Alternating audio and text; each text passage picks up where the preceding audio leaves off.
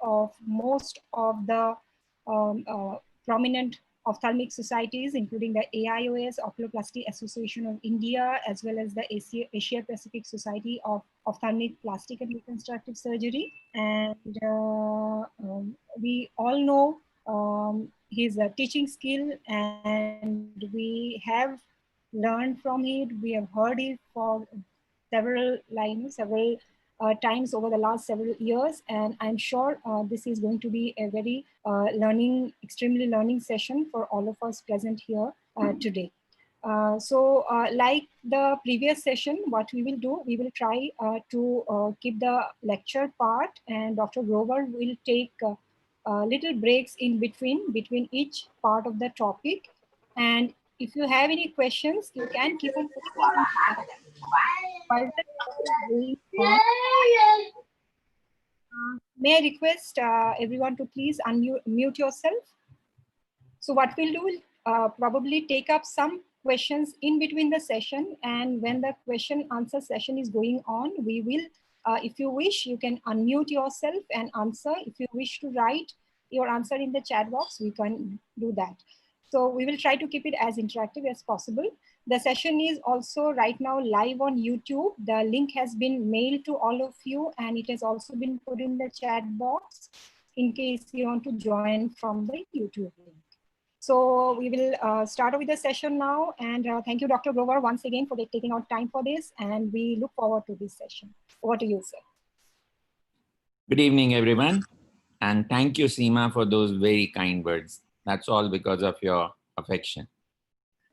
And I'm grateful to the Shroff Charity Eye Hospital for this opportunity to be with all of you and to speak on a subject I love, that is eyelid reconstruction.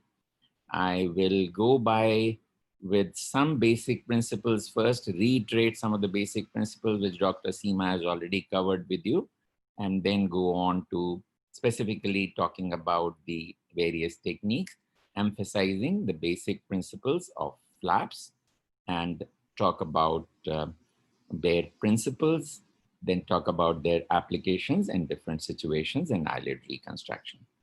So I will begin with my screen sharing. Nice to have a large audience with us, and I hope we'll keep it very interactive. We have a large audience of fellows and postgraduates, so we are going to keep it very basic and discuss all those things at leisure because we have time.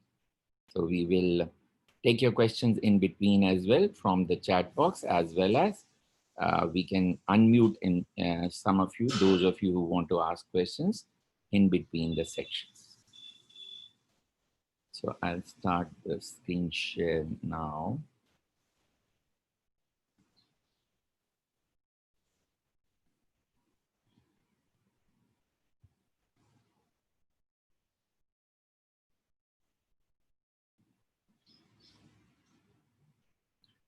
Okay, is the screen share working fine? Yes, sir, we can see. So we're going to talk about what works for eyelid reconstruction, use of flaps in the eyelid reconstruction.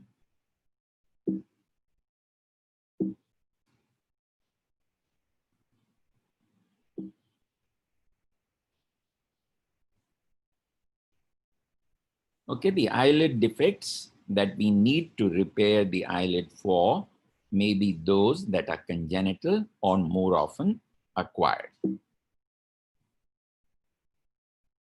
Now, the congenital ones may be as a result of the eyelid colobomas, which are more often in the upper lid, more often unilateral than bilateral, but the bilateral ones are more often associated with a severer defect with partial cryptophthalmos, with obliteration of the superior fornix, and a severe exposure keratopathy. Lower lid colobomas may also be present and require a repair or a reconstruction. The acquired eyelid defects are most commonly due to surgical resection of eyelid tumors, as you see here. They may be because of trauma, as you see here, or sometimes iatrogenic or following burns and irradiation. When we aim to carry out an eyelid reconstruction, most important is to restore back the anatomy in order to get back the very vital function of the eyelids. We know they are vital for maintenance of vision, maintenance of integrity of the globe by lid closure, to maintain normal mobility and normal tear drainage. But at the same time, the cosmesis or the aesthetics on the face is also vital, as it has a profound bearing on the confidence of a person to face the world, his ability to be facing or doing his day-to-day work.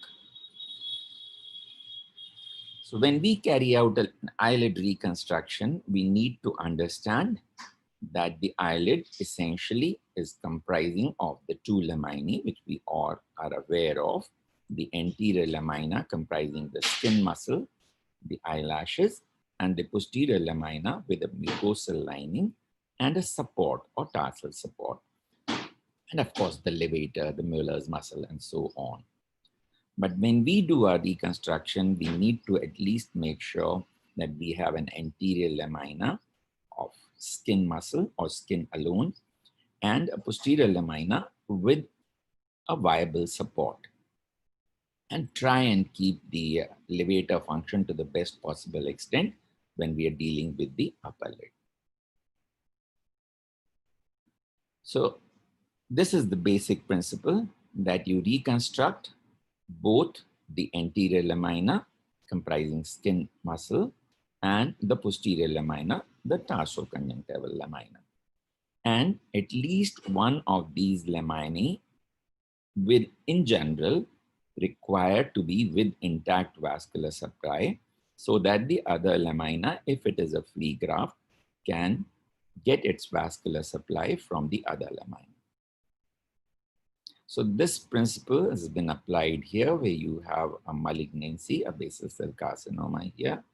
We have a large defect, as you can see, after the excision, taken one lamina from the tarsoconjunctival layer, and the other lamina is a skin graft, and it has been possible to reconstruct this huge area with this principle. Before we go on to actual eyelid reconstruction, our work today is to talk about the role of flaps in oculoplastic surgery and in general, and more particularly in eyelid reconstruction. So what is a flap? A flap is a unit of tissue that is transferred from one side, that is donor side, to another side with an intact vascular supply. Now, the pioneer was Sushruta, as he was for so many other things. Sushruta Samhita in 600 BC gave the first description of a flap for nasal reconstruction using a cheek flap. So this surgery is over 2,500 years old. Now, flaps in the eyelid reconstruction, we look at the types of flaps, we look at the basic principles of eyelid flaps, and then we go on to their application in eyelid reconstruction. Basically, the types of flaps are sliding flaps, advancement flaps, rotation flaps, transposition flaps. We'll talk about each one of them individually. And there are some pedicle flaps, which also we will talk about. Now, flaps have certain advantages over grafts. We mentioned some of them. They need not necessarily be just skin or mucosa. They can be myocutaneous. They can be mucocartilaginous. They retain their own blood supply, which is the major advantage, and therefore can be used on a bed where nutrition is not so good, where a graft will not survive. And because they are not dependent on their vascular or their nutrition from the underlying bed, they do not necessarily require a pressure dressing. Now, classification of flaps has been done in a large number of bases, some other than these as well. But we'll talk about basically based on congruity and based on anatomical structures. Local are those that are from an area just adjacent to the defect.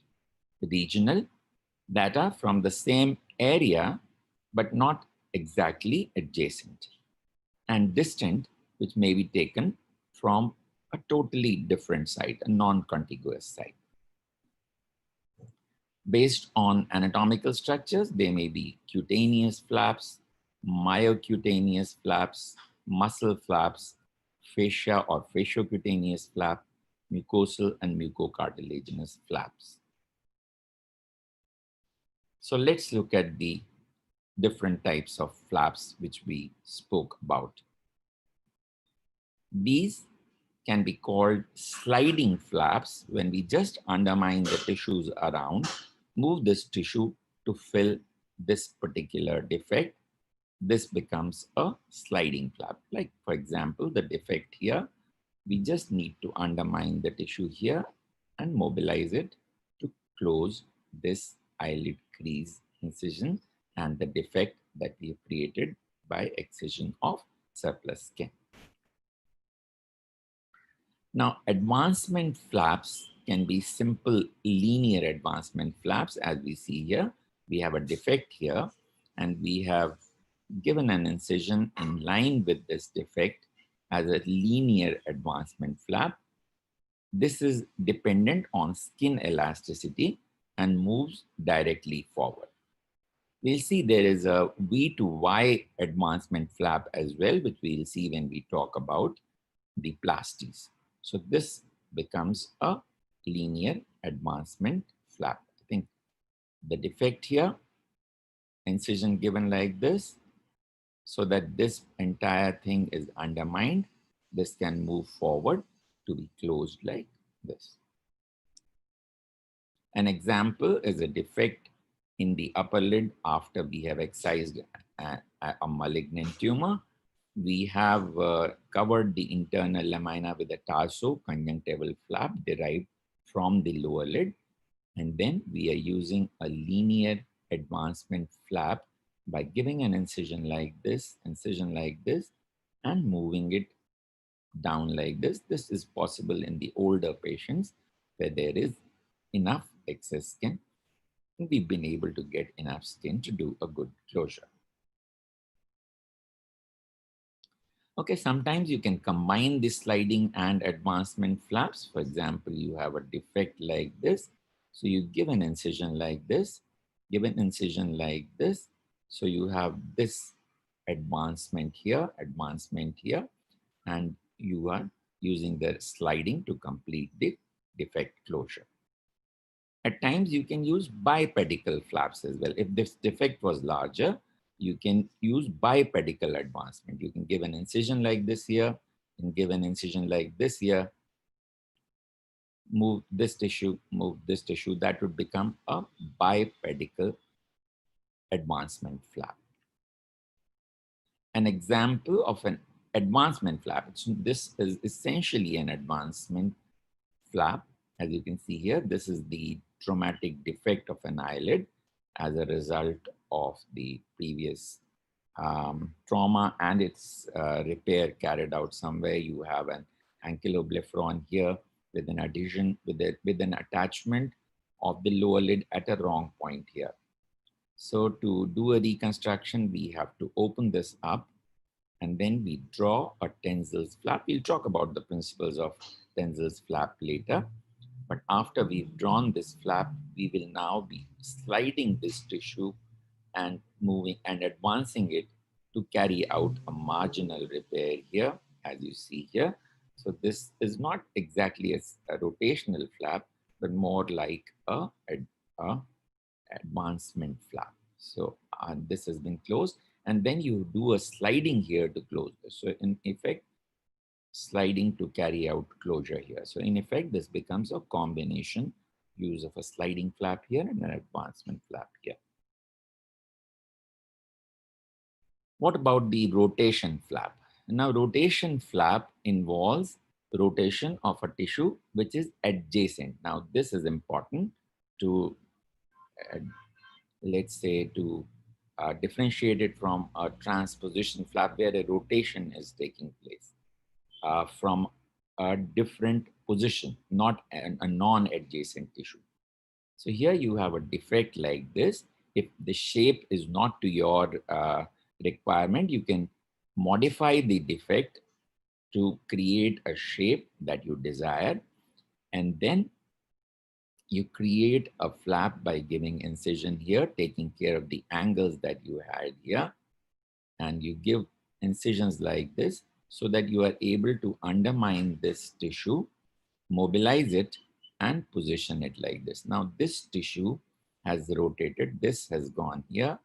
This has gone here to fill this defect by rotation of this flap. But note, this is adjacent to this defect.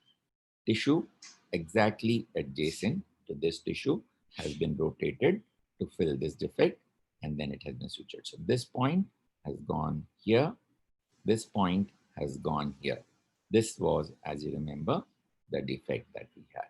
And this is how it is closed.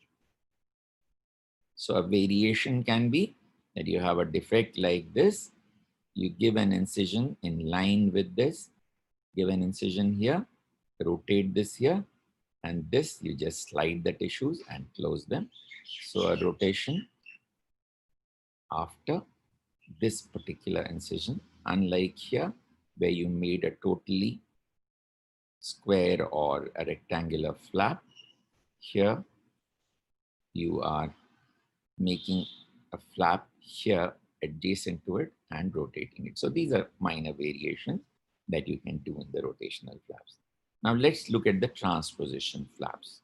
These are usually rectangular or square, which are turned laterally to reach the defect. Now they need to be turned like this. Let's say, for example, this is the defect.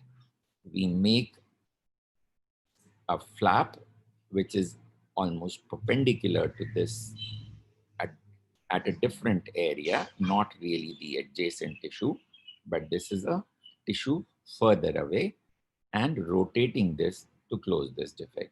And this defect is created in an area where we have the possibility of sliding the tissues to close it, where you have that much surplus. So we have used this flap, transposed it like this, and closed it. I hope that is clear. We call it an interpolation flap when there is an intact tissue in between. So this is like the transposition flap, but we have an intact tissue in between, and this bridges over or under that flap of skin. Now the defect is here, but the flap has been taken from here. This kind of a transposition flap becomes an interpolation flap. So let's see some examples of transposition and interpolation flap. You've all heard of the Trippier flap, where we make use of the skin from the upper lid to reconstruct the lower lid. There are a number of variations of the Trippier flap.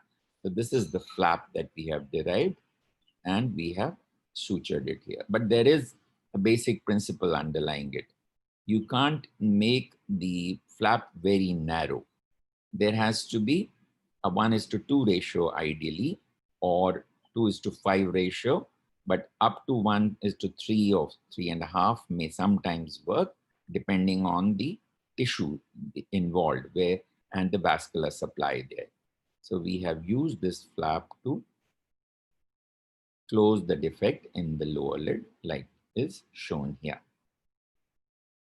A midline forehead flap is another example. If it is adjacent, it becomes a transposition flap, rotated to cover a huge defect like this. Another example is from the temporal side. For the temporal defect, a superficial temporal artery based flap. You rotate it and use it to cover this defect here. See, this is mobilized from here. This will be closed directly and we will use this here. So I think we are clear about the basic flaps then. We'll just go back once again to what the types of flaps were. Sliding flaps, I think that's clear. A linear advancement flap, a combined sliding and advancement flap, a rotational flap with its variations, and the transposition or interpolation flap. These are the common ones used. There are other names, other flaps as well with other variations, but these are the basic flaps that we use. Now, the plasties that we do are also making use of the flaps. So we talk about Z plasty or a Z plasty and a VY plasty. Double Z plasty is an example of a double transposition of flaps, and VY plasty is an advancement flap, as we'll see. So in Z plasty, if you have a line of contraction here, if this tissue is shortened in this direction, we would make flaps at an angle of about 60 degrees based on how much lengthening we want. We want to lengthen the distance between this point A and B to a length which is marked by this point C and this point D.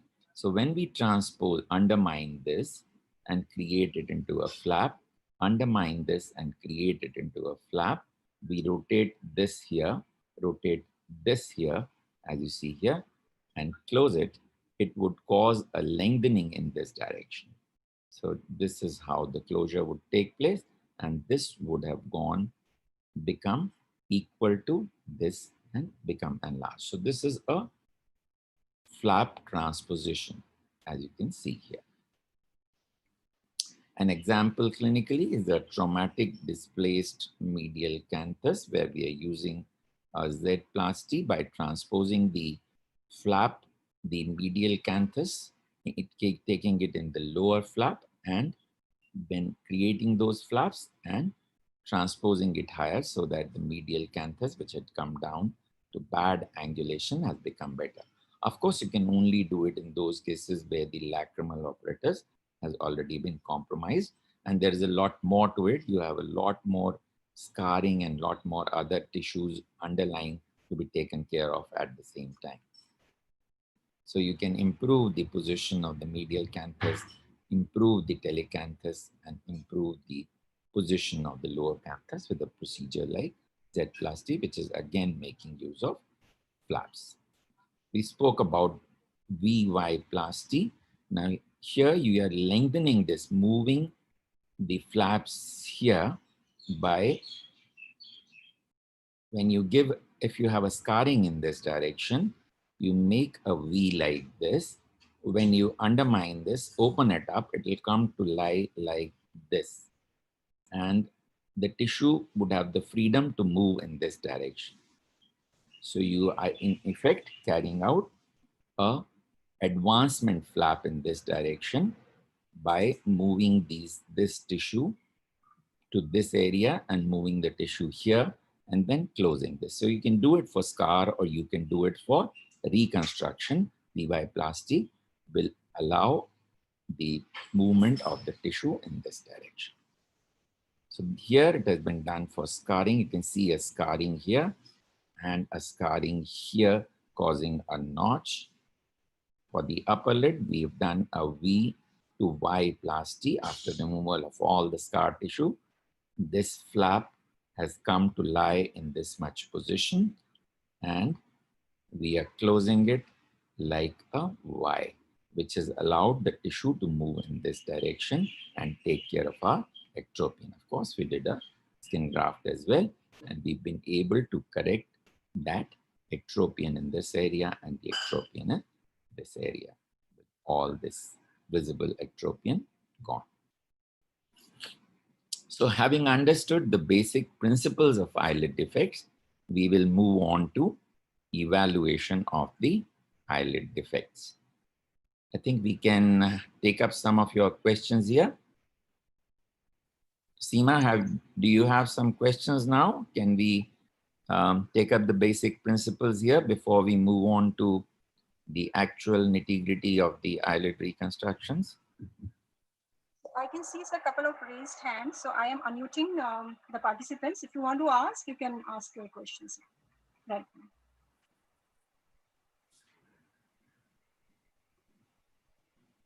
Are there any questions? Any questions on the chats? Not yet, sir. Okay. So if anybody wants to ask a question regarding the flaps, they can ask me now, and then we will move on to the eyelid defects. Okay, so there is one question. Yeah. So what is the difference between a sliding and an advancement flap? Okay. Sliding is just, we are not creating any incisions in the sides. We are just undermining the tissue around and putting it together. Always the principle is that you should be able to do it without any tension. So if it is a small defect, there is enough tissue in the surrounding area which can just be undermined, then you can just do sliding without creating any additional incisions. If you don't create any additional incisions, just undermine the tissues around, move them together, that's a sliding. And if you need to create, if the laxity is not so much and the defect is larger, then you will give an incision to mobilize the tissues around. I'll maybe go on to that slide and then show you the difference.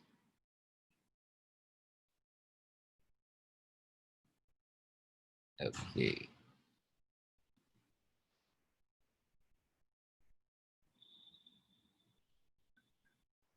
Okay, so this is an example of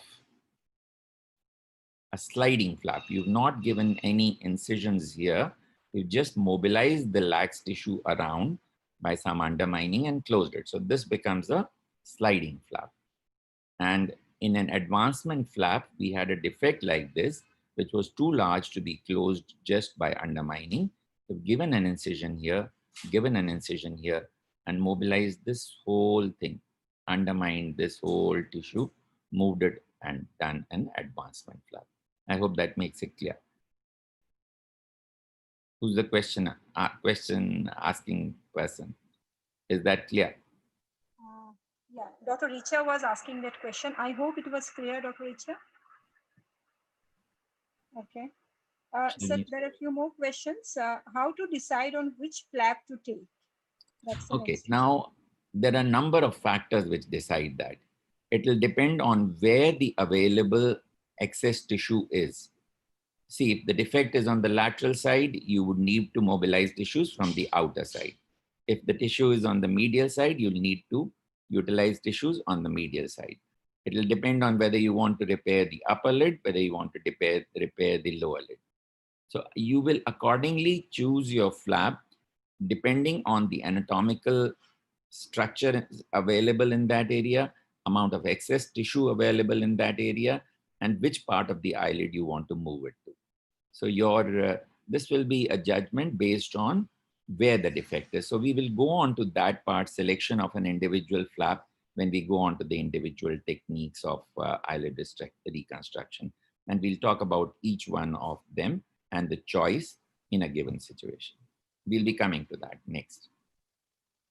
So the next one is again on what is the difference between a transposition and a transpolation flap? Transposition and? Transpolation, the second one which we showed. Interpolation, yeah, okay. Let's look at that.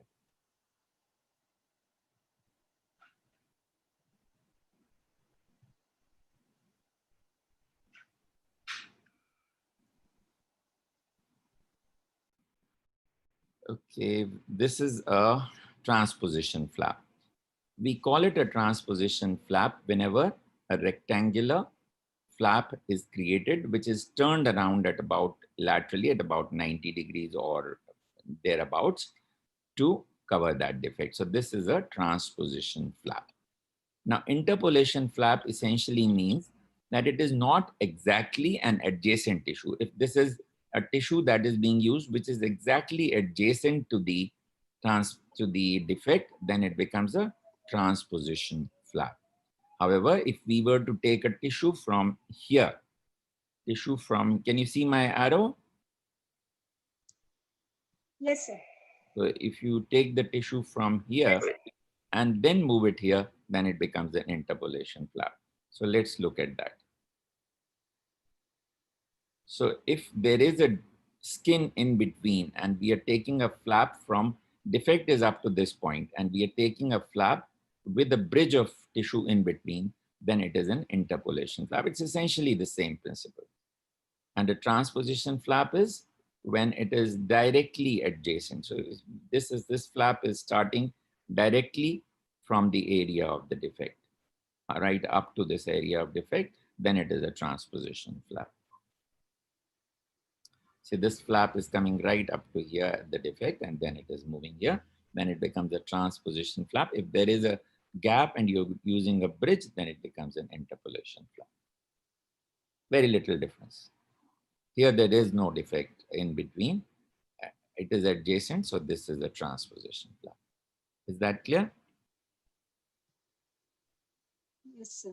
I hope it's clear. Dr. Yes, yes. Thank you. Thank you, sir.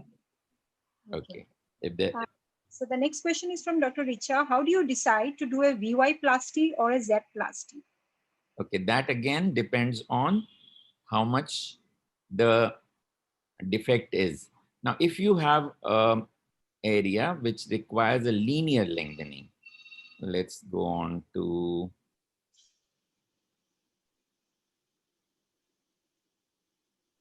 the plasties.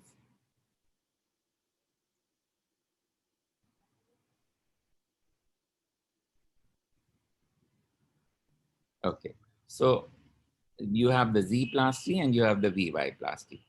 So if you have a scar which is relatively linear, then I would prefer a Z plasty because I will get a lengthening in this line here. But if I were to have a relatively broader defect like this, which is again in a limited area, if it is more generalized, I'll go for a skin grafting. But if it is a little more diffuse, then I would prefer a VY plasty. Then I would create a V here and do a VY plasty. So linear defect, Z plasty, when you need a linear lengthening. When you need a more relatively larger but localized, then you would do a VY plasty. Okay? I think the difference is quite apparent here. You have a relatively more diffuse defect, whereas in Z plasty, you have a linear scar only. Is that okay? Does that answer your question? See, more diffuse here. So we are getting a more diffuse effect and by doing a VY plasty. The next question is, sir, in case of two-stage surgery, what should be the time gap between the surgery? Two-stage surgery for eyelid reconstruction. Yes. Needs to be as short as possible. You know, the reason why you're talking about maybe a two-stage procedure like, for example, a Cutler beard procedure or a tarsoconjunctival flap. Now, where you are doing it for a lid sharing procedure, you give the intervening period for the purpose of allowing the tissues to lengthen, stretch out, and become adequate, so that when you do the second stage procedure, you have divided that tissue which you have taken from one lid to be adequate to be able to work for both the lids. So it usually requires about 6 weeks for the Cutler beard procedure or inverse Cutler beard procedure. For a tarsoconjunctival flap, which is shared between the two lids, I normally wait about 4 weeks. So period required is essentially for the tissues to stretch out. Thank you, sir.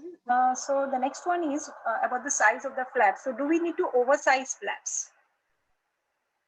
See, the shrinkage in the flaps is very minimal.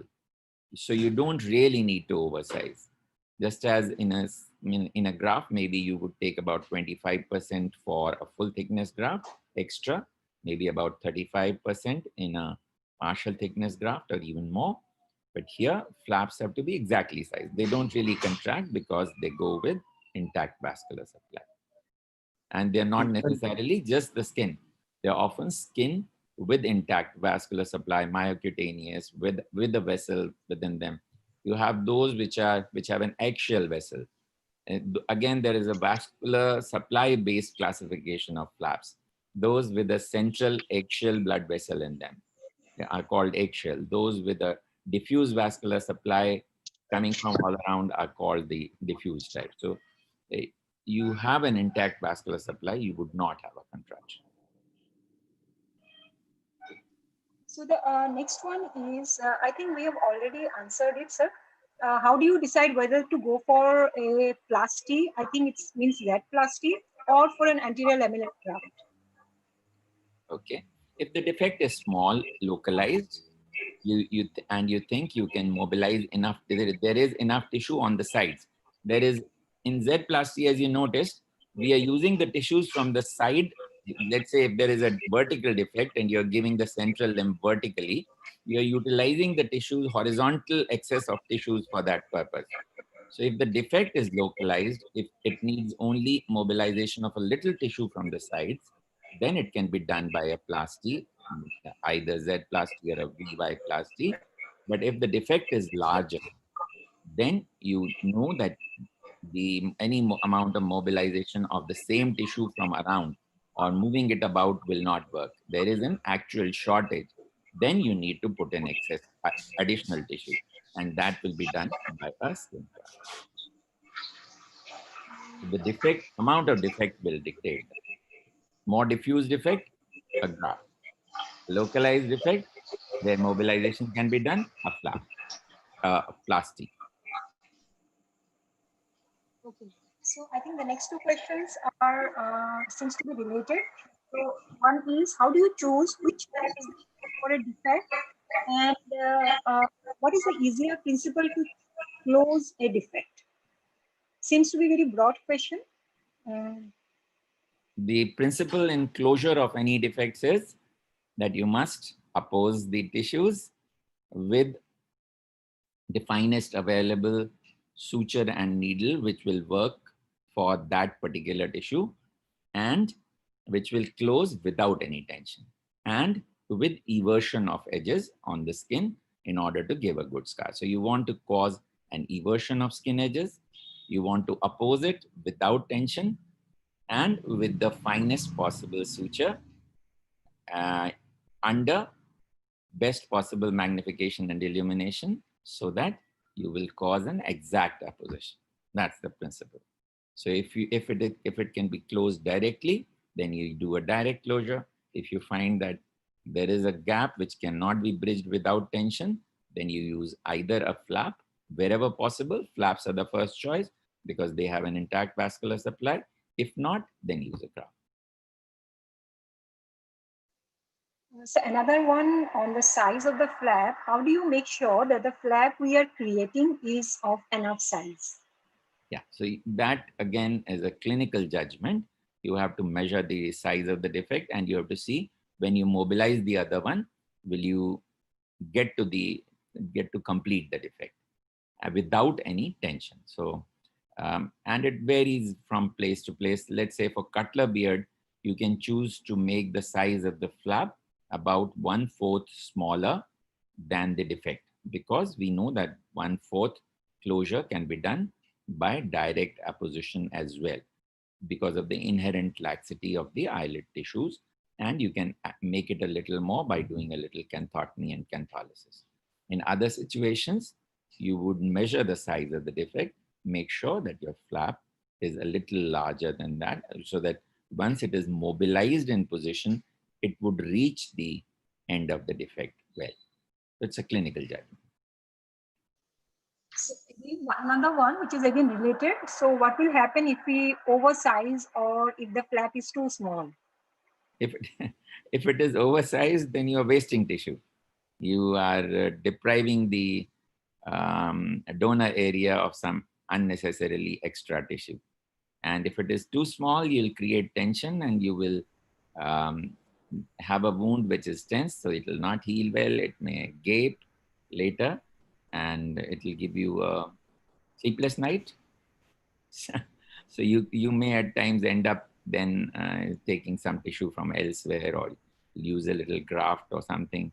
Sometimes you can't have enough tissue to mobilize as a flap, then you may combine a flap with a graft, a skin graft taken from, let's say, the other upper lid where there may be a little excess or somewhere. So the next question is from Dr. Paulomi, and she is asking for some examples of distant flaps in reconstruction. See, distant flaps are not used so often in oculoplastics, but some of our plastic surgeons would take it from the arm and put it on the lids. We don't normally do it. They would take a arm and leave the arm here and bring a flap from here and take it there. So those are examples of distant flaps. We don't normally use them. So one more question from Dr. Dipti. So how do we deal with the bridging tissue in an interpolation flap? Like in the later stage, how do you deal with it? So when you do the second stage, then you will remove that bridge. You would have the defect covered fully. The intervening tissue is removed, is free then, and then you put back as much of that as possible onto the defect in the original donor site. So the root of the donor site, you can put back some of the tissue, but some tissue may be wasted. We'll see that in subsequent videos. We'll have a video of a superficial temporal artery based flap where you'll see how we have done that. So we'll see those videos. So we have a couple of more questions. So should we just continue and then come back to the questions later? Okay. I think we'll start so that we maintain some continuity, and then we can take up these questions after they've seen a little more. Maybe those questions will be answered.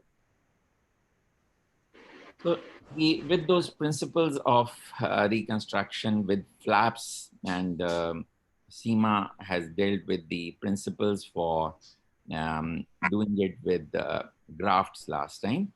So we'll move on to now, how do we go about the management of these defects? Now, these principles have been covered earlier by Dr. Seema, but they need reiteration time and again so that we understand them better.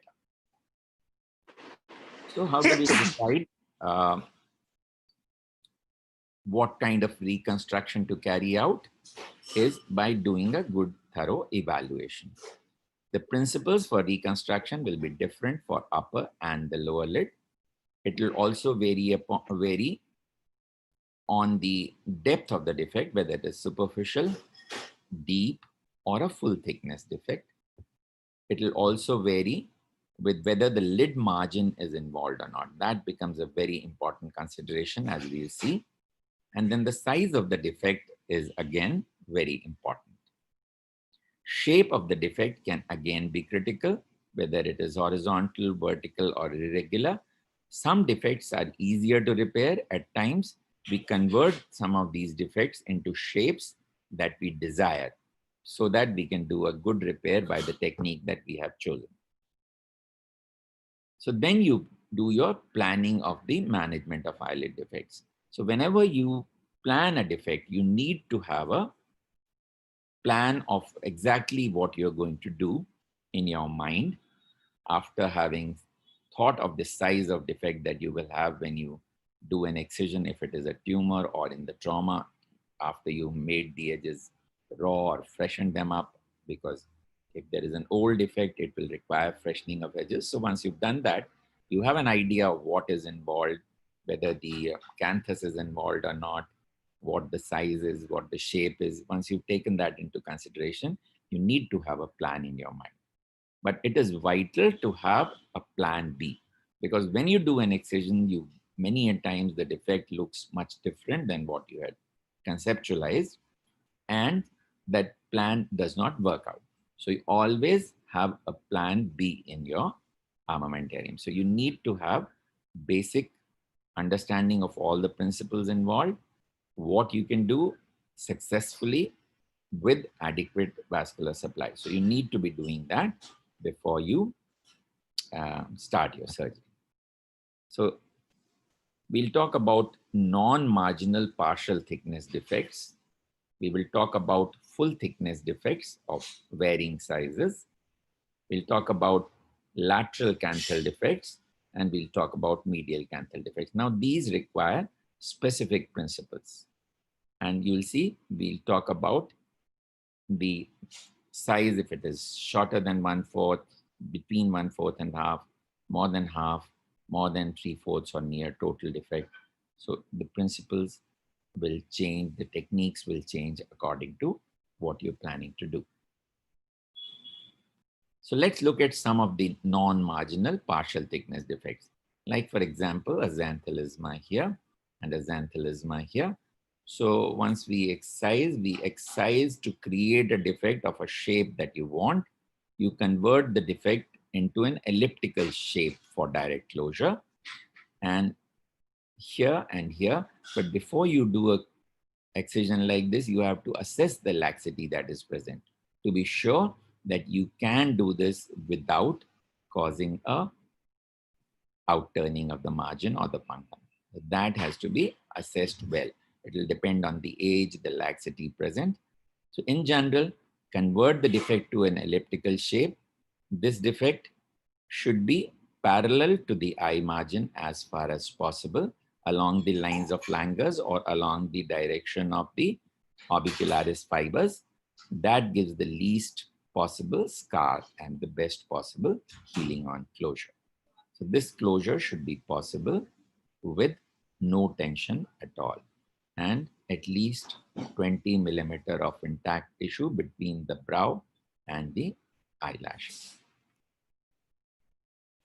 Now, this principle changes in the lower lid because we were very much concerned about outturning cause, because that may lead to epiphora and a deformity. So here, instead of a horizontal defect, we are creating a vertical defect like this, and we have closed it like a vertical defect. Now that would minimize the amount of vertical pull on the margin. You have only mobilized tissues from the horizontal area, and we've closed the defect after a vertical excision. But if the defect is large, don't ever take a chance, especially in the lower lid, and you do use a flap or a graft in order to cover that defect so that you don't have a tension. Now, this is an example of an advancement flap. We have a defect like this. This was a benign lesion, keratosis, and we have mobilized a flap like this. Again, as we said, the thickness should not be, the width of the flap should not be too small so that the vascular supply is retained, and we have mobilized it to close this through this area. Now let's look at the full thickness marginal eyelid defects. So as we said, defects up to 1/4 like this can be closed by layered closure. In older patients, this can be up to 30 to 40%.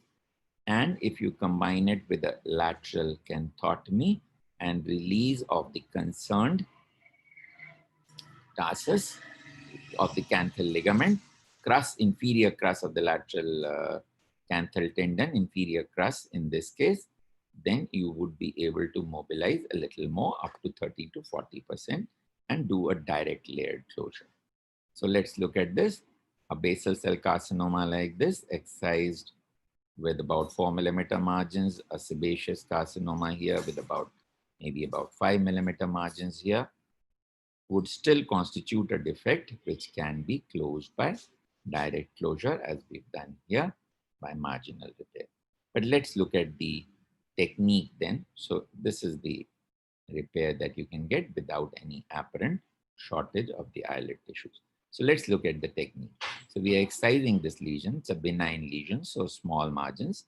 Now we are using a 6/0 sutures. I normally prefer 6/0 silk, and do what is called vertical mattress sutures. So how do we begin?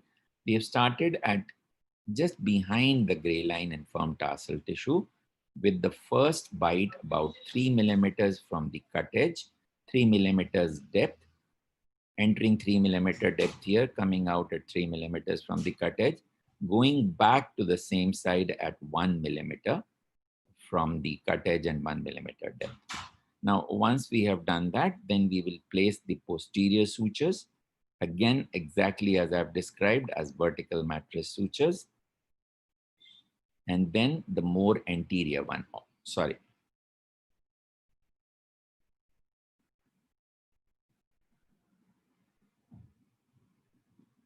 So we have passed the 3 sutures, but we made sure that we've left the threads long so that in the anterior suture, we have tied those 2 anterior sutures so that the threads are all away. Then tarsus is closed with 6/0 or 5/0 vicryl without going through full thickness, and then the skin is closed. Important thing to observe is that these 3 vertical mattress sutures, one just about at the gray line of behind, one closer to the posterior margin, one at the anterior margin, are all vertical mattress sutures. They've caused a little pouting of the edge, which when it heals will make it flat and will give you an ideal closure, and ensuring that the capillarity of the posterior part is retained and the lash line is retained in normal position. So this is a very critical repair. There are other methods of doing it where you close the tarsus first and then you do the marginal repair. But I prefer this technique, and which has worked well for me over the years. But there shouldn't be too much tension, and the assistant can hold the 2 edges with traction sutures and put the lid together when you're doing this marginal closure. So I hope this is clear, because this is a very basic technique which we need to use very often. Now, when the defect is larger, all through we will look at the repair techniques with anterior lamina reconstruction, posterior lamina reconstruction, or combined use of both tissues. All through you will see we will be using this principle. Now, Tenzel's lateral semicircular flap can be used for full thickness defects up to half, where you have a defect on the lateral side. We'll see this technique. You can use the skin flaps. We'll talk about the Trippier flap and the Freak flap. Trippier flap is from the upper lid, and Freak flap is from the area above the brow. With these can be used to mobilize anterior lamina onto the defect in the lower lid for Trippier flap, for Freak flap for upper or lower lid. So these flaps we'll talk about, we'll look at them. And then we have the lid sharing techniques, one just for the inner lamina, the tarsoconjunctival flap, or where both the laminae are being brought in, Cutler beard, or the bucket handle technique, where we are using tissues from the lower lid for upper eyelid reconstruction, and an inverse Cutler beard, where we are using tissues from the upper lid for lower lid reconstruction. And then there is a full thickness pedicle rotation flap described by Mastarde for use in the upper lid, which takes both laminae with a retained vascular pedicle, which remains for a period of a few weeks, is then excised, and you have the transfer of the entire tissue of the lower lid to the upper lid with a retained margin, retained lashes. So we'll look at these techniques one by one. Let's look at the Tenzel's technique. We have a congenital coloboma here. We need to convert this defect into a pentagonal shape as we want. This is being done by giving an incision here, which will make the edges raw and convert the defect into desired pentagonal shape. The principle is that this cut is perpendicular to the eyelid margin up to the tarsus.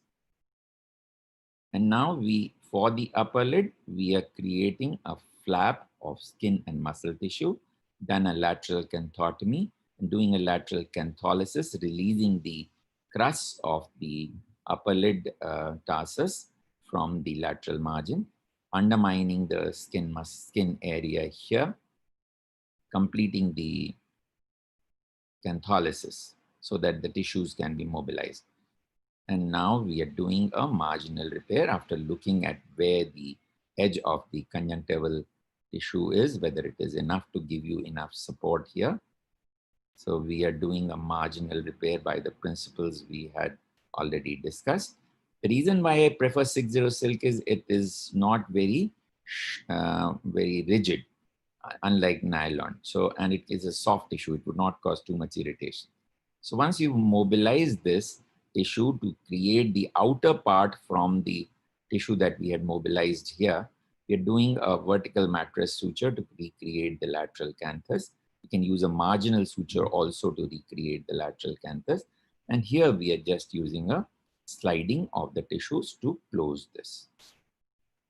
And then to make sure that we have a deep enough fornix in the new area that we have created, we passed a suture, 4-0 silk suture, and tied it on a bolster, which is a polythene part of a polythene tube of a usual intravenous cannula.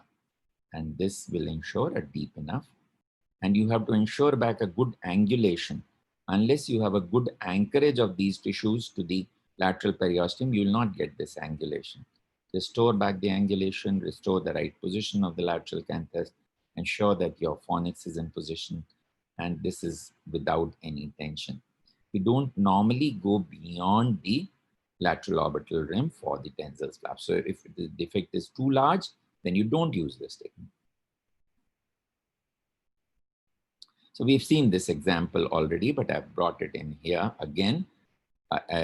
A deformity because lateral canthus is malaligned. You open it up, you assess the defect, make the edges raw, and then you mobilize the flap as we have done in that case. Use this part of the tissue to recreate the outer part of the lid, and this defect is closed by mobilization of the tissues.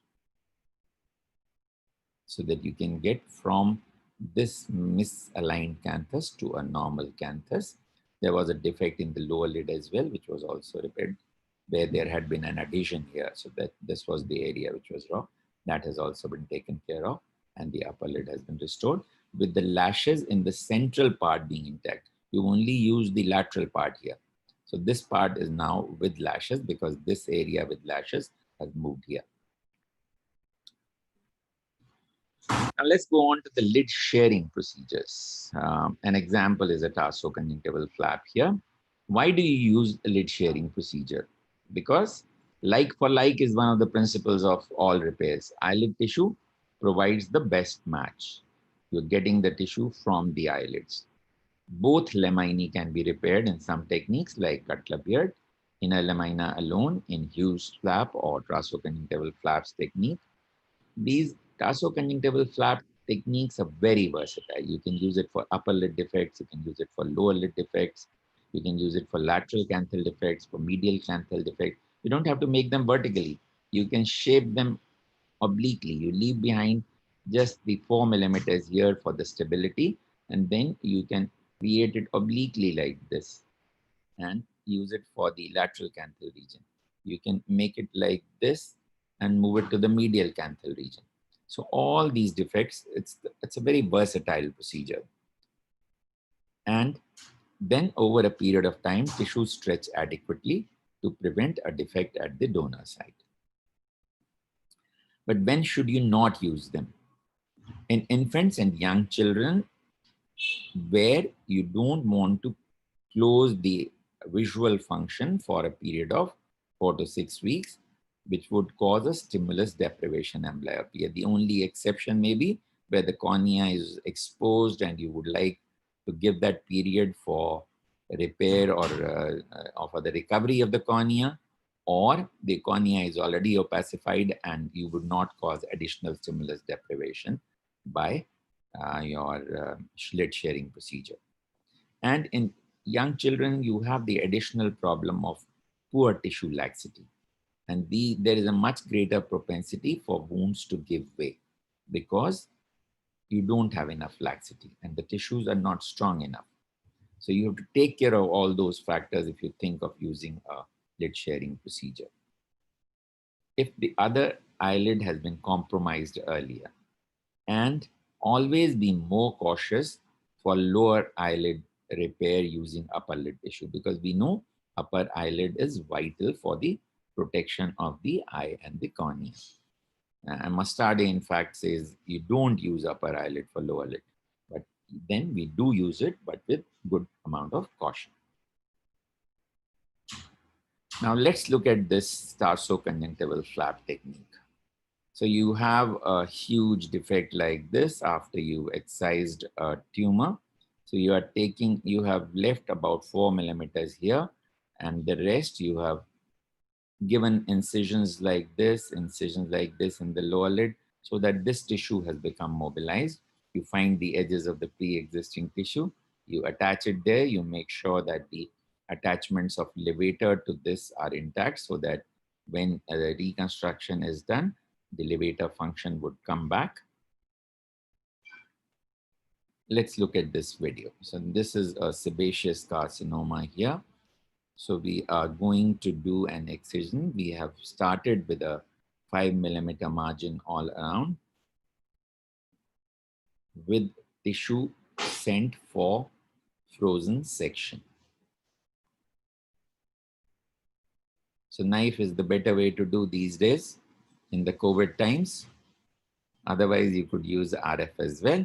So this is the defect you end up with. We get a report saying that there is some more tissue on the outer side which needs excision. We excise that, and then we get a report and start. So we've left the lower 4 millimeters bridge of intact tarsus for the integrity of the lower lid, then mobilize this tissue. Now it's much easier how it can be mobilized.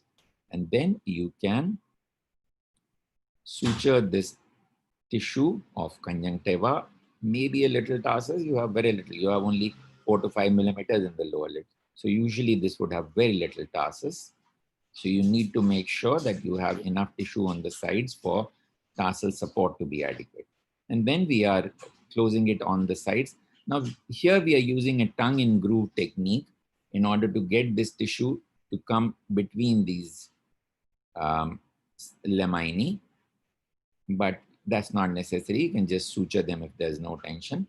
So because we've used a tongue in groove technique, we have placed a bit of bolster, again of a polythene tube.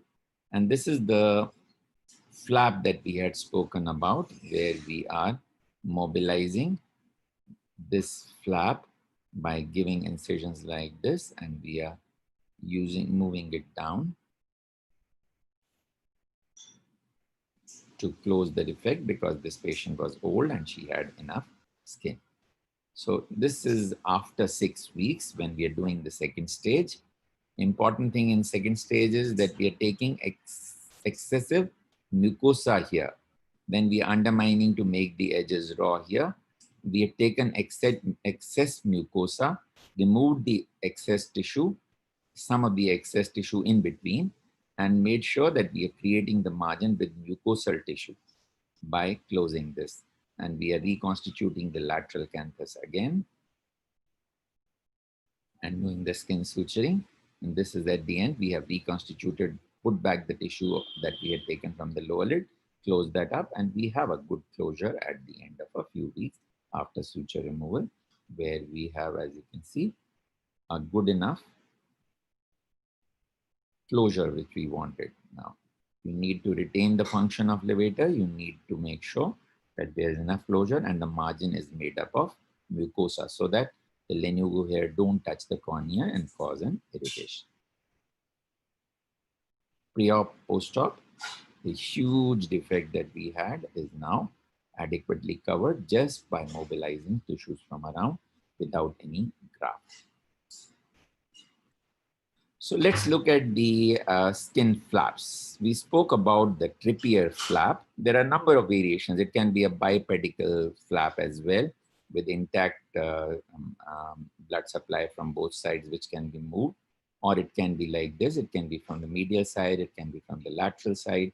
So if you have enough skin in the older patients, you can take this flap from the upper lid and put it to close the defect on the lateral or the medial side, or an entire lower lid area.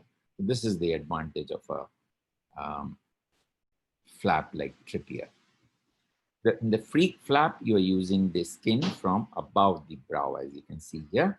You're mobilizing this, and you would use this transposed flap to take care of the defect here. So that we saw, tarsoconjunctival flap was for the inner lamina, skin flap for the anterior lamina. So let's look at an example here. This is a basal cell carcinoma at the medial canthal region. And this is the defect that we have after we have done the excision. We've also sacrificed the lacrimal passages. We don't bother about that when you're doing an excision, because goal of surgery is to eradicate the malignancy first and foremost. And then you can choose your options on what to do. You can just marsupialize it and intubate it, or you can think of a later conjunctivodactylis rhinostomy if your upper passage doesn't work adequately to retain the function of lacrimal drainage. So after this defect is present, you can see that even for this medial canthal one, we have used the tarsoconjunctival flap from the upper lid, which will cover it well. Here the incisions are oblique, as we said, to cover a defect of the medial canthal region. The same flap has been used here. We have the internal lamina created now, and now we have this defect, and we can take our flap from the upper lid. We've mobilized our flap from the upper lid and sutured it here, as we saw in the example earlier.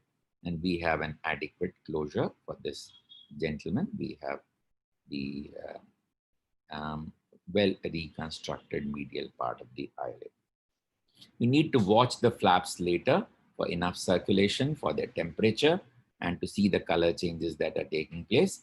They get a initial postoperative period, they would change color, but they would gradually regain the original color, and you get a nice match because it is a similar tissue from the other eyelid. So let's look at the other lid sharing technique, the cutler beard of bridge flap or the bucket handle technique, which is classically used for central defects in the central half to 2/3 of the eyelid. Now we have a malignancy here, and after the excision, we have a defect like this after frozen section. This is the defect we are left with. And now if the defect is seen from here to here, when we plan our flaps, we leave 4 lids here for intact vascular supply in this region and to maintain the support of this eyelid. And then we will make the flap.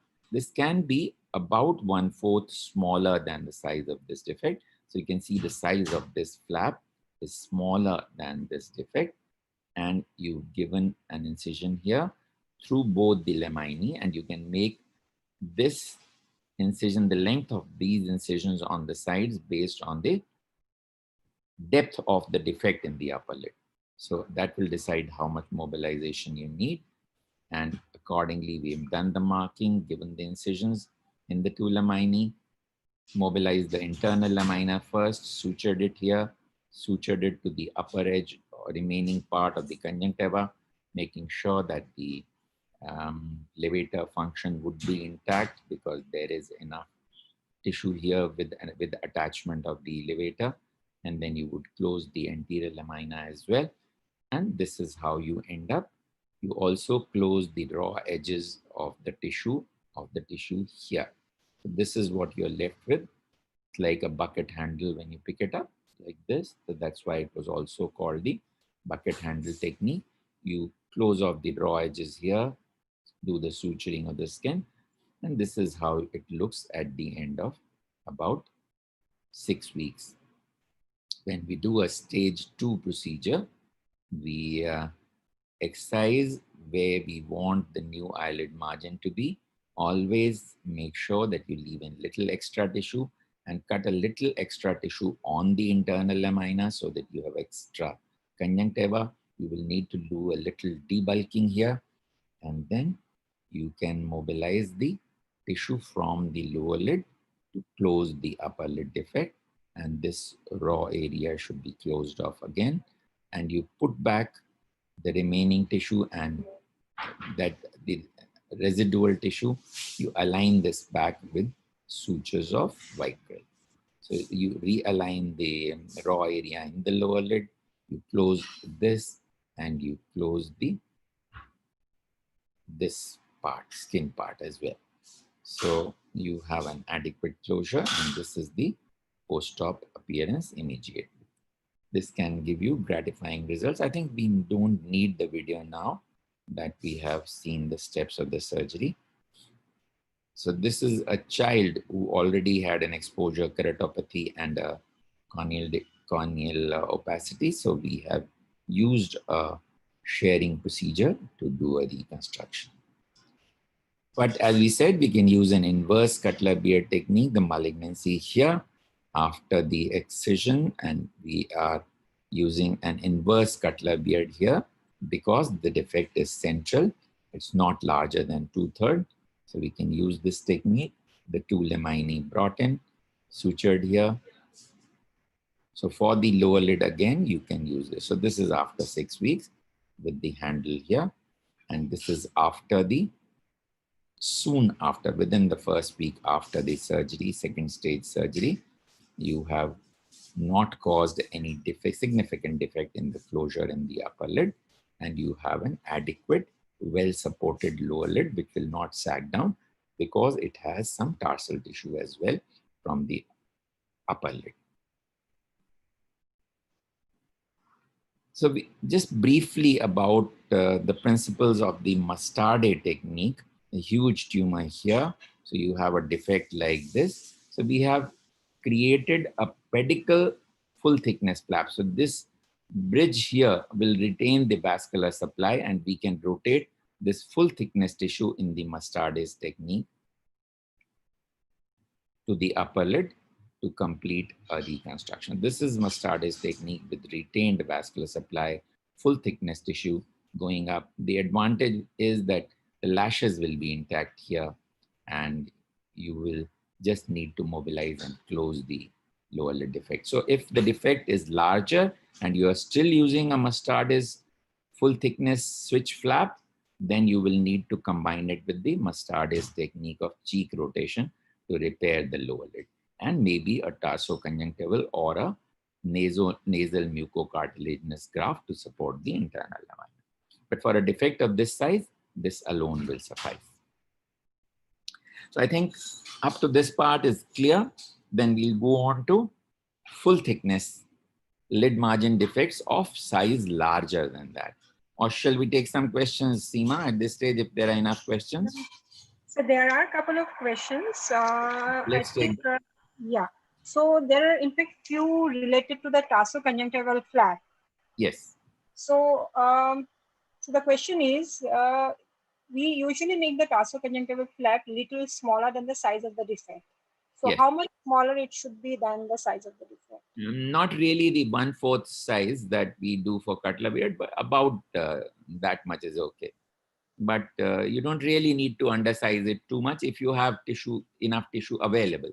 If you feel that you're compromising too much on the donor area, you can reduce it by about 15 to 20%.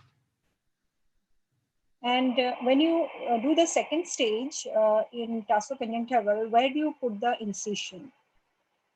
Okay, the incision is made making sure that you are leaving adequate tissue for the area where you are transferring it. So to the host area or to the defect area, make sure that you're not causing a shortage because this is a little stretched tissue. It is not at the normal stretch. So whenever you are excising, make sure you take a little excess. But when you are excising, make sure that you are leaving extra conjunctiva even more than what you are leaving the rest of the tissue. So that when it is no longer stretched, you're not left shorter for the posterior lamine. That's the only principle. So then few questions about the ptosis, specifically about after tarsoconjunctival flap. The question is, doesn't the patient develop ptosis after a tarsoconjunctival flap? And another one is, if there is a large upper lid defect, how do you ensure that the LPS function is maintained, or how do we get the LPS function back? Most of the time, when you are excising, you are not totally removing the attachments of the levator, because levator is a very tough muscle. It's not any surgeon, oculoplastic surgeon will vouch that retraction surgery is never easy, because it's very difficult to get rid of all the attachments of levator aponeurosis. There's so many. And there is the lateral and the medial horns going on to the lateral tubercle, to the medial canthal tendon. There is that attachment, large attachment onto the anterior surface of tarsus, which of course goes, but there are those fibers that remain through the Mueller's muscle on the upper border of the tarsus. So it's never very easy to have totally disinserted the levator. But still, when you have a large defect in the upper lid, do make sure that you identify the levator. Very easy to do when you find the pre-aponeurotic pad of fat remnants of that, the structure behind. Make sure that you are attaching it to the fibers of whatever support that you are giving. If you have remaining tarsus, it would be attached. If it is not, then you reattach some fibers to the part of support that you have created with the 5-0 vicryl sutures. So just look at it. Most of the times you don't need to do very much specific to ensure that ptosis will not be created, but sometimes you need to be careful. You need to have this in your mind and restore back the anatomy. That's the general principle. Creating ptosis, well, you would not create a ptosis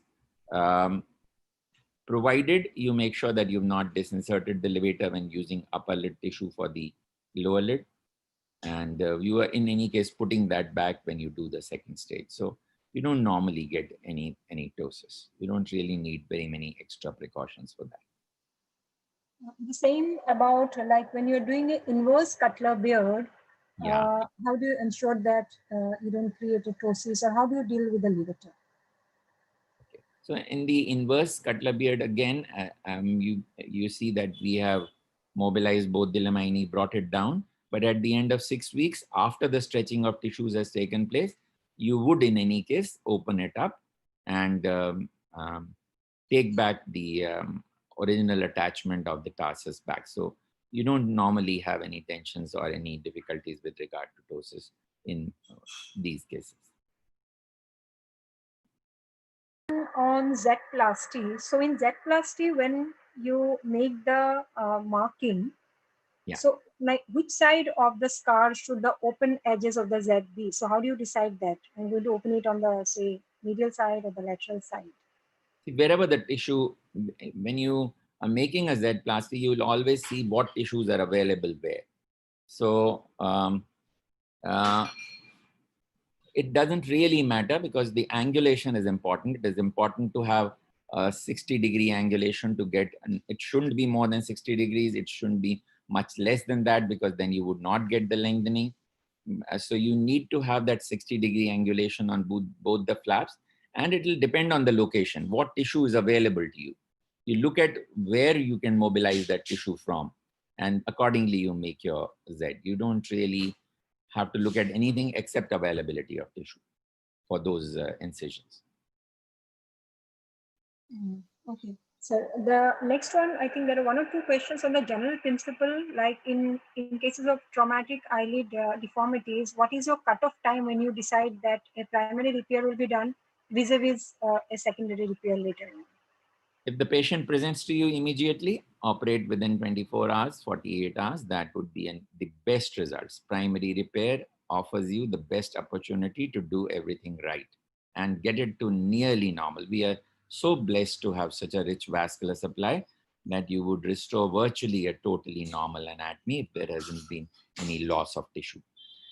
But if the patient presents within the first week, you can still go ahead with primary repair, maybe with a little freshening of the edges.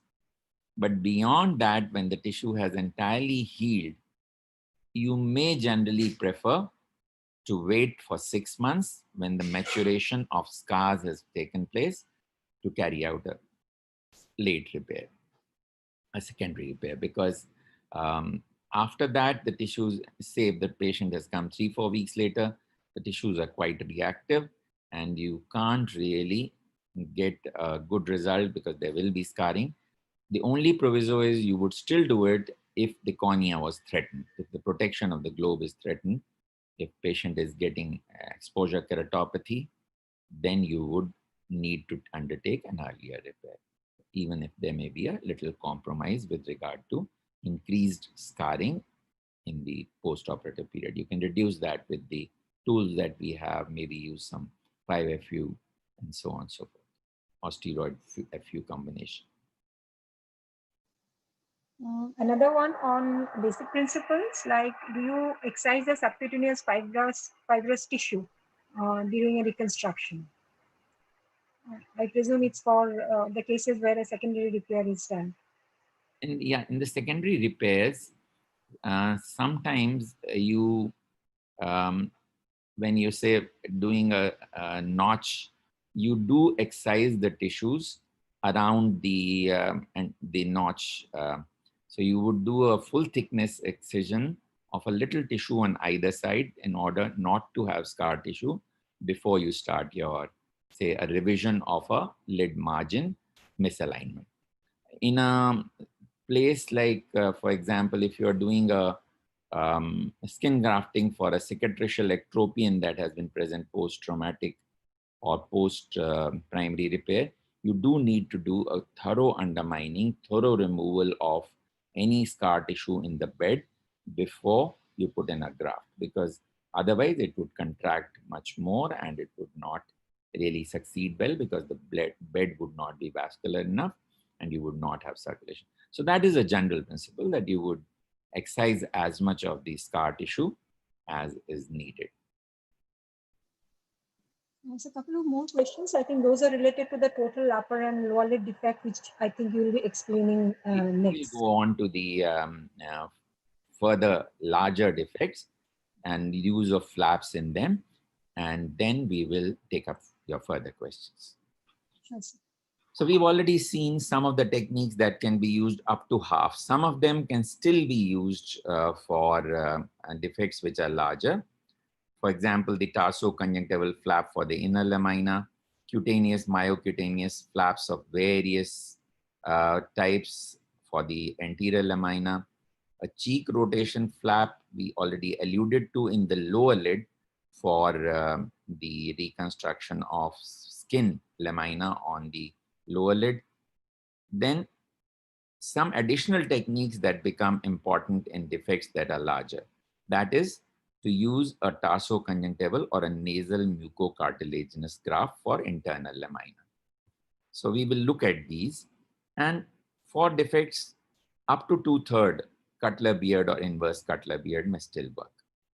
But the additional techniques that you will need to use are to get some kind of an internal support.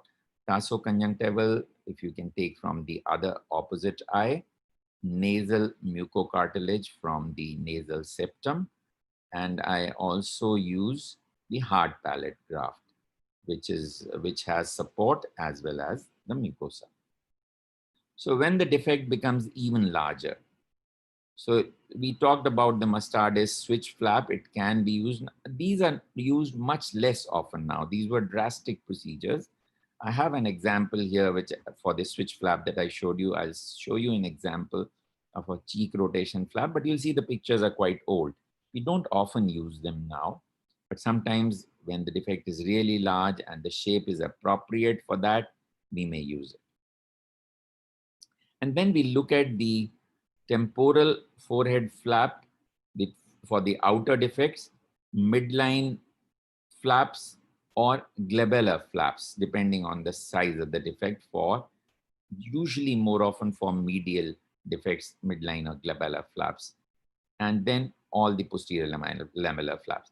So you can reconstruct both lamina with this kind of a technique, the anterior lamina with these kind of flaps, and the posterior lamellar grafts with the graft that we've already spoken about, tarsoconjunctival mucocartilaginous or hard palate.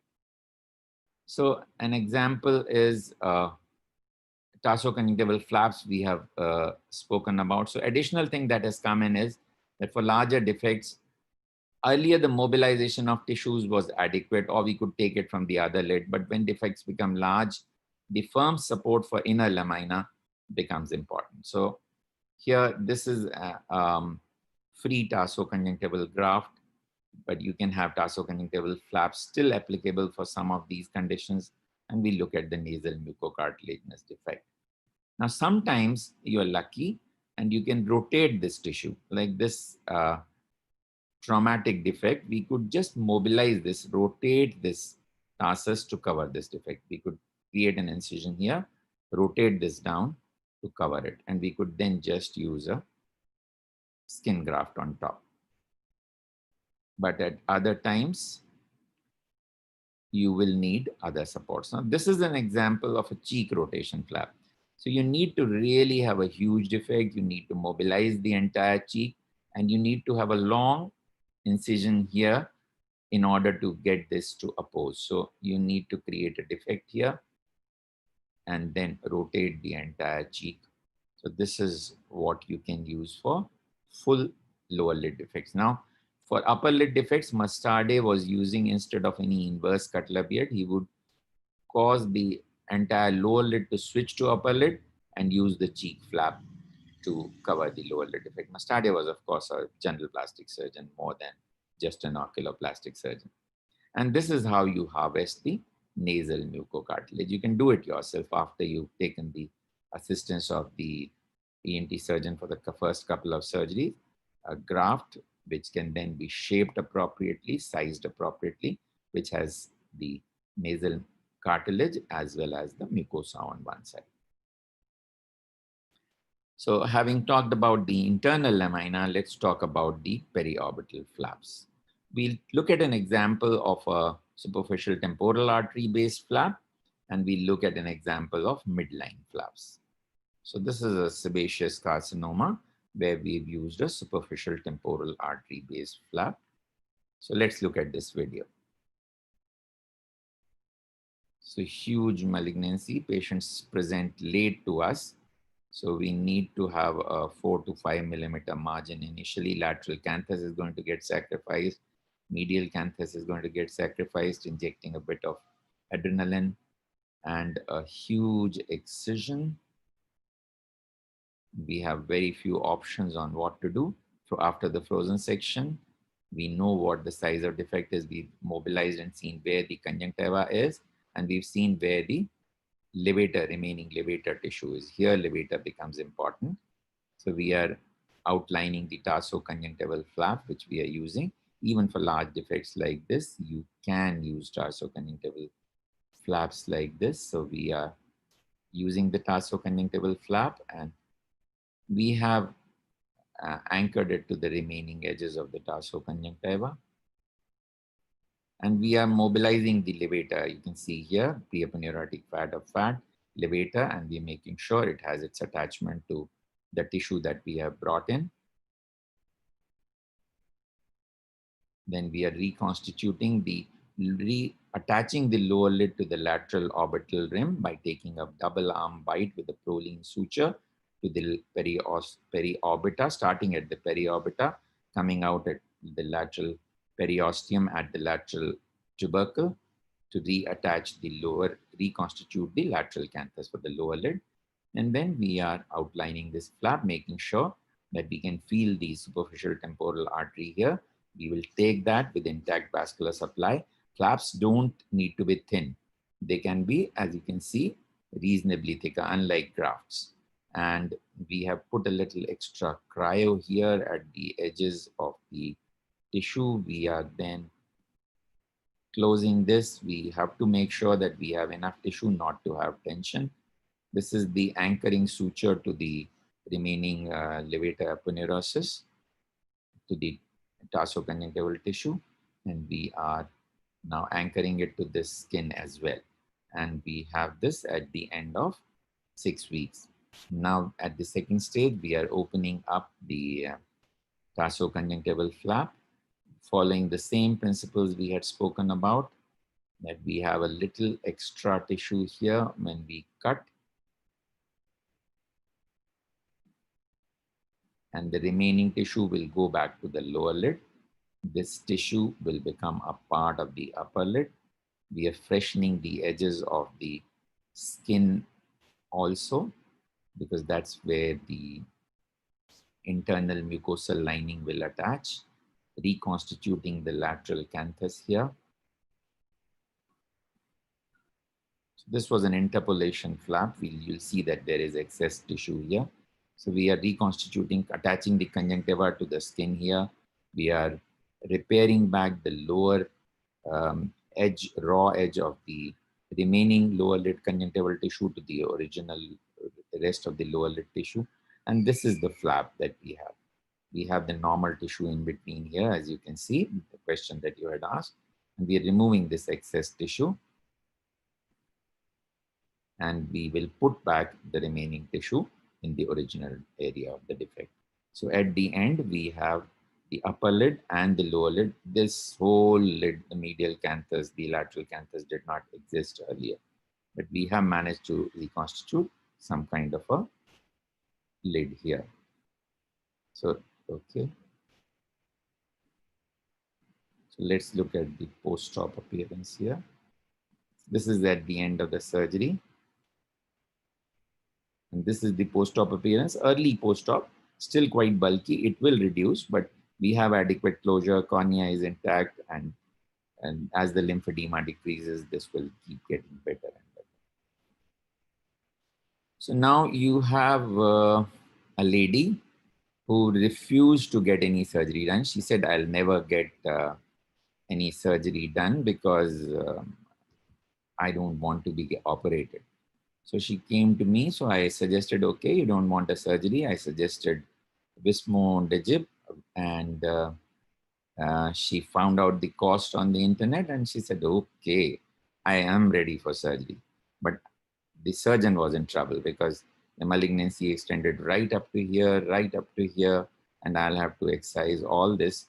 So I said, you are the wrong person to get a surgery, but I had to do it, because she compared my meager cost with the cost of about the biologic, and she chose to have the surgery then. So this is the kind of excision we had to do. And after frozen section clearance, this is what we were left with. So we had to think of something. We took the nasal mucocartilage and we took the tissue from the large midline forehead flap, which would cover this defect as well as some of this defect. Some of the defect will still remain.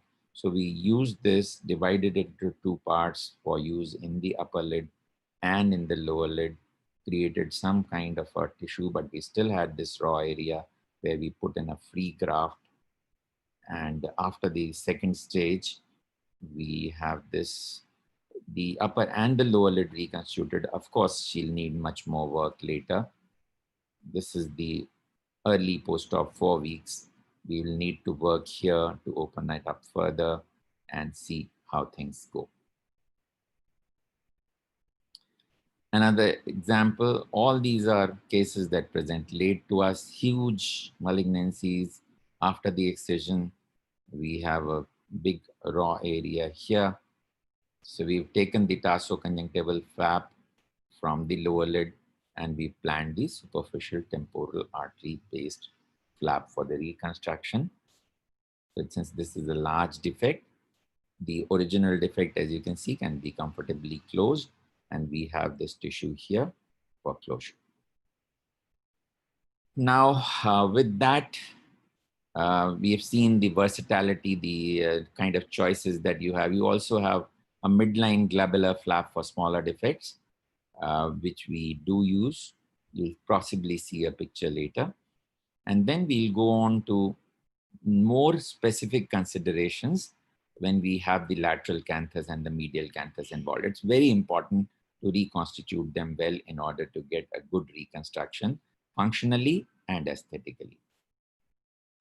So the principle in lateral canthal defects is the tarsus needs to be attached to the periosteum.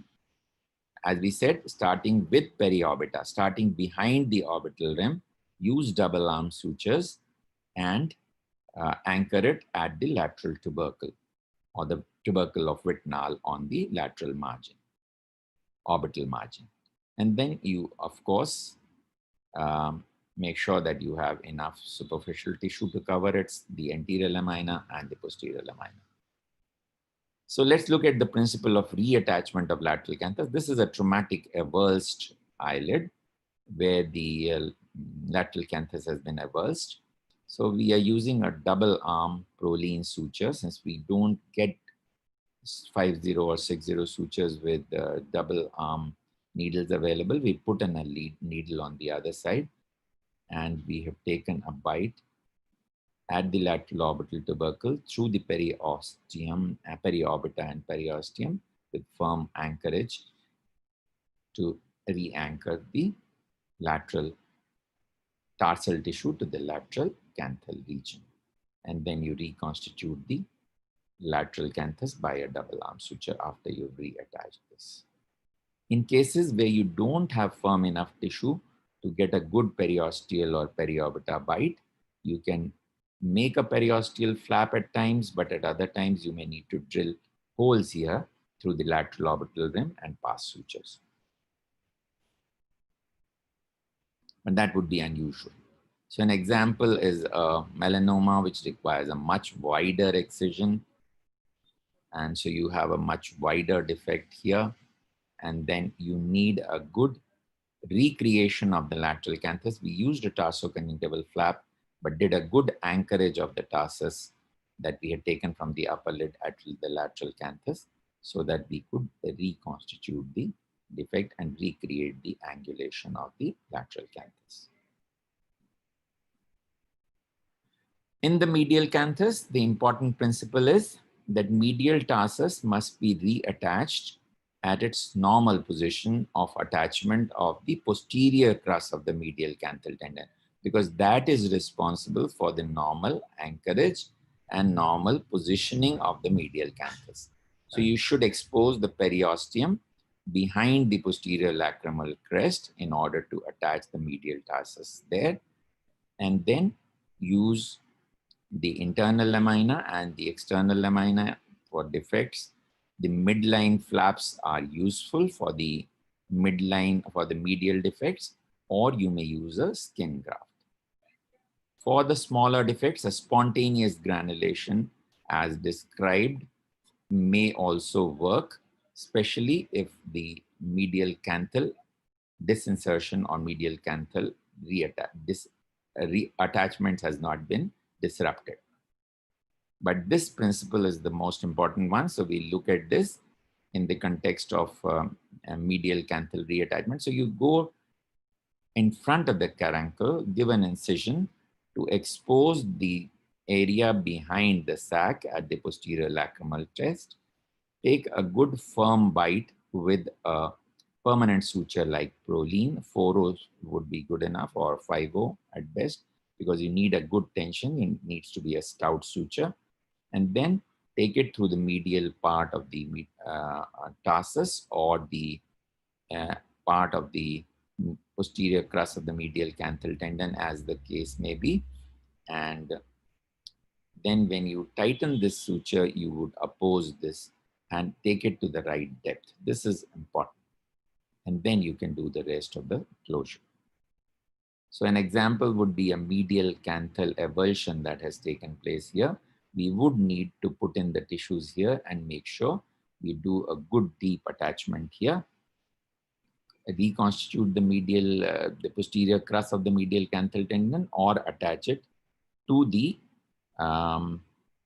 posterior lacrimal crest. Sometimes this is not possible, and you may need to do a little microplating there by using the mini titanium plates, micro titanium plates with shallow sutures, 3 millimeters of screws, 3 millimeter screws, in order to reattach the medial canthal tendon. You can then pass sutures through the plate that you have put in position, Prolene sutures, and tie it to the avulsed part of the medial canthal tendon or the medial tarsus, and then put this back. And then here we had a little skin loss, so we had to use an advancement flap. We have created this advancement flap and we have put it back, and we are back to putting the entire tissue back here. So these essentially outline the principles of eyelid reconstruction with flaps. They were covered so adequately by Dr. Seema with you in the last class, but we have again covered some of the principles to reiterate them. So to conclude, eyelid repair always needs to be customized based on the properties of the eyelid defect, the position of the eyelid defect, size of the eyelid defect, and partial thickness defects we saw could be done by simple closure, flaps, or grafts of the anterior lamina alone. But full thickness defects require repair of both lamellae, again based on size. Both the lamines need to be reconstituted, mucosal lining with a supportive structure, skin also preferably with some bulkier tissue so that you don't have a very thin skin alone for the anterior lamina. And then besides creating these, you need to make sure that your lateral and medial canthal are well aligned. So a combination of techniques with sound knowledge and adherence to basic principles is the basic important issue for reconstruction of eyelids. And I hope I have been able to cover some of those problems. And with taking you to the only continent which is free of COVID, the Antarctica. Beautiful place. Do visit it whenever you have the possibility to do that. Thank you very much. I think we can take all your questions now, Seema. Thank you so much, sir, for making it look so simple. And I do hope many of our doubts have actually got clear. Just to quickly cover some of the remaining questions. And so there are a couple of questions to explain the tongue in the groove technique once more. Okay, so essentially that means that you are insinuating the tissue of the flap that you have taken in that case into the raw area between. So you need to pass double arm sutures in a way which may be difficult to explain with the video, so that you start with a bite which takes the tissue in between those two laminae. Some other time with some diagrams, we essentially implies that you have taken that tissue between those two laminae by passing the suture, starting with the inner surface of the graft, taking it on the outer surface of the host tissue, so that that tissue can go and insinuate in between for the firmer attachment to the tissue, host tissue. So also, if suppose the facility for frozen is not available, is it okay to kind of do the excision, wait for about 2 or 3 days, wait for the report, and then do the closure? Yeah, that's a well-described technique. You do wait for 2-3 days and try and get the report as soon as possible about the edges being free, and then go ahead and do the reconstruction in the second stage about 2-3 days later. Yeah, this is commonly done in centers where a frozen section is not available, entirely acceptable. And what about post-surgical entropion? How do you avoid it? And what is the safe vertical length of the flap that we should take to avoid an entropion? See, this boils down to choosing the right technique.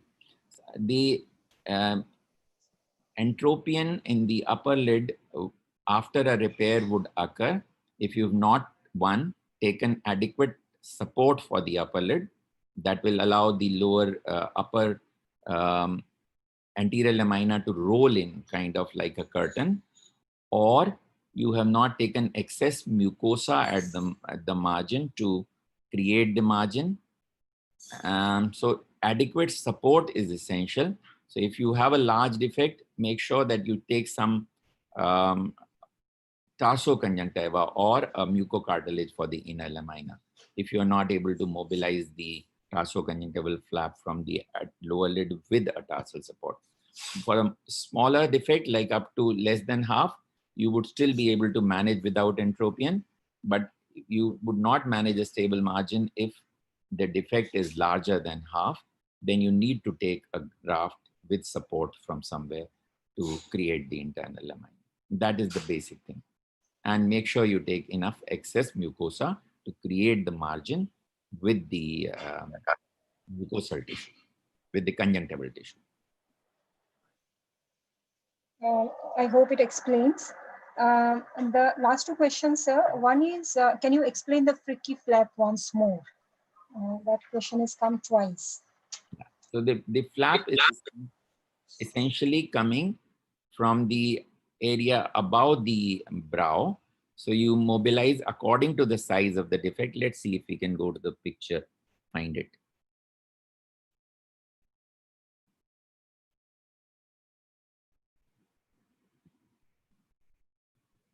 So this was the Trippier flap, which was taken from the upper lid skin for the lower lid. But just before that, we should have the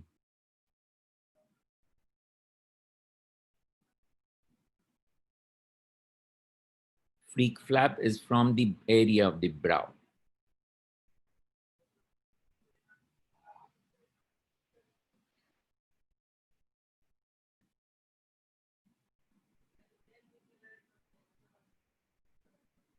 From the area above the brow, you would take the flap, size it according to the defect that you have. And okay.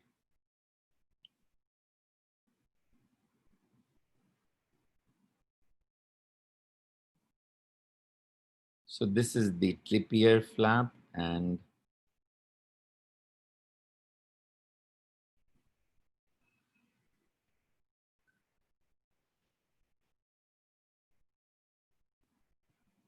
no, I don't think I have the picture here. So let's go to this picture. Here we've taken the graph from the eyelid. If you take a flap from above the brow and use it for upper lid or lower lid, that becomes a Fricke flap. So Fricke flap is a skin flap taken from above the brow. And sir, what is the difference between this flap and a superficial temporal artery flap? Because superficial temporal artery flap is much deeper, and the Fricke flap necessarily does not need to be on the temporal side. The superficial temporal artery flap will be deeper. You will feel the vessel, you will put it around that so that you are bringing it with an axial blood supply, with a supply that is going in from in the form of a vessel within that. So that is a deeper flap, thicker flap with additional tissues, with additional vascular supply. This is a skin flap. Fricke flap is a skin flap. And I think one last question, sir. And so when you use partial thickness graft, so I presume you're talking about skin graft, partial thickness skin graft probably here. Or an epidermal graft, which you would take with a dermatome. You would take it from the inner aspect of arm or thigh. That would be a partial thickness or an epidermal graft.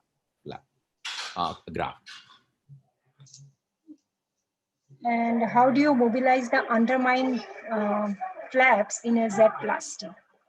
In a Z-plasty. Z-plasty is the question? Yes, sir. Z-plasty. How do you mobilize the undermined flaps? Okay, you just have to undermine them. Once you have created those flaps,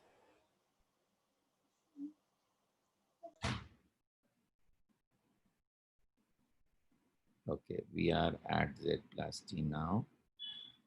Okay, so you have this line of shortage of tissue.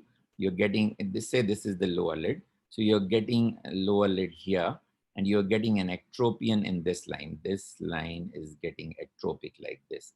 So there's a shortage of tissue here. So given a vertical incision here, and then you could have given an incision like this and an incision like this, or you can give an incision like this and incision like this. So now this is a raw incision. This is an incision, and in between you just lift it up from the bed by using a scissors. You dissect underneath up to this part so that this part is attached, this part lifts up. So you have a flap like this. Now you're going to lift and move this here, it remains attached here. Similarly, you're going to undermine all this from underlying tissue. You may remove all the scar tissue here, and then put this here, put this here, so that essentially this length becomes this length, because this has rotated here, this has rotated there. So this length has become equal to this length, as you see here. So this will get elongated. This is the undermining that has been done to mobilize. I hope that makes it clear. Yes. So I think that was the last question. I don't see any more. So thank you so much, sir. Again, thank you once again for being so patient and answering all the queries. I know we have exceeded the time limit quite a lot, but thanks once again for very detailed talk and for explaining everything so patiently. And thanks to all the participants also for staying back. I hope that this session was useful, which I'm sure it will be very useful, especially for the residents.